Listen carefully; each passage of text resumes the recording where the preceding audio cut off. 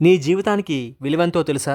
ఒక వ్యక్తి దేవుణ్ణి అడుగుతాడు, నా జీవితం విలువెంత అని. అప్పుడు దేవుడు అతనికి ఒక రాయి ఇచ్చి, ఈ రాయి విలువెంతో తెలుసుకొనిరా, కానీ దీనిని అమ్మకూడదు అని చెప్పి పంపిస్తాడు. ఆ వ్యక్తి ఒక పండ్ల వ్యాపారి దగ్గరికి ఆ రాయిని తీసుకుని వెళ్లి, దీని విలువ ఎంత ఉంటుంది అని అడుగుతాడు. ఆ పండ్ల వ్యాపారి, ఈ రాయికి నేను 5 పండ్లు ఇస్తాను, అమ్ముతావా ఏంటి అని అడుగుతాడు. కానీ దేవుడు ఈ రాయి విలువ మాత్రమే తెలుసుకొని రమ్మన్నాడు, అమ్మమనలేదు. కనుక ఆ వ్యక్తి ఆ పండ్ల వ్యాపారి దగ్గర నుంచి వెళ్ళిపోయాడు. తరువాత ఒక కూరగాయల వ్యాపారి దగ్గరికి ఆ రాయిని తీసుకుని వెళ్లి, దీని విలువ ఎంత ఉంటుంది అని అడిగాడు. అప్పుడు ఆ కూరగాయల వ్యాపారి, ఈ రాయికి నేను 10 కేజీల కూరగాయలు ఇస్తాను, నాకు అమ్ముతావా అని అడుగుతాడు. ఈ రాయిని దేవుడు అమ్మకూడదని చెప్పాడు కాబట్టి అక్కడి నుంచి ఆ వ్యక్తి బయలుదేరతాడు. తర్వాత ఆ వ్యక్తి ఒక బంగారు నగల వ్యాపారి దగ్గరికి ఆ రాయిని తీసుకుని వెళ్లి, దీని విలువ ఎంత ఉంటుంది అని అడిగాడు. ఆ బంగారు నగల వ్యాపారి ఈ రాయిని చూసి ఆశ్చర్యపోయి, నేను ఒక 50 లక్షల రూపాయలు ఇస్తాను, నాకు ఈ రాయిని అమ్మేస్తావా అని అడుగుతాడు. ఆ రాయిని అమ్మకూడదని దేవుడు చెప్పాడు కాబట్టి ఆ వ్యక్తి అక్కడి నుంచి వెళ్ళిపోతుంటే ఆ నగల వ్యాపారి, సరే 4 కోట్లు ఇస్తాను, ఈ రాయి నాకు అమ్మేశాయి అని అడుగుతాడు.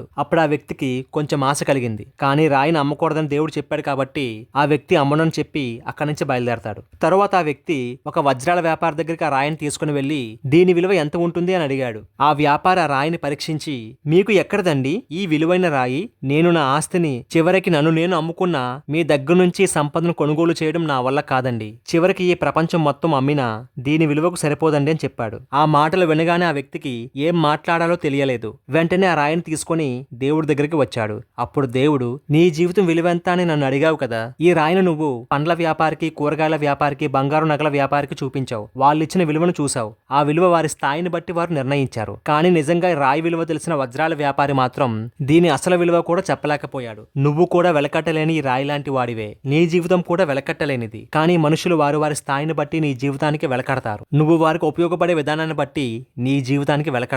అంతే, అది వారి స్థాయి మాత్రమే. కానీ నీ విలువ నా ఒక్కడికే తెలుసు. నువ్వు నాకు వెలకట్టలేని అమూల్యమైన నిధివి. కాబట్టి ప్రతి ఒక్కరి జీవితం వెలకట్టలేనంత అమూల్యమైనది. ఎవరో స్థాయి తక్కువ వ్యక్తి మిమ్మల్ని తక్కువ చేసి మాట్లాడాలని బాధపడుతూ కూర్చోవడం అజ్ఞానమే అవుతుంది. నిజాయితీగా ధర్మబద్ధంగా జీవిస్తున్నంత కాలం మీ స్థాయిని ఎవరూ వెలకట్టలేరు.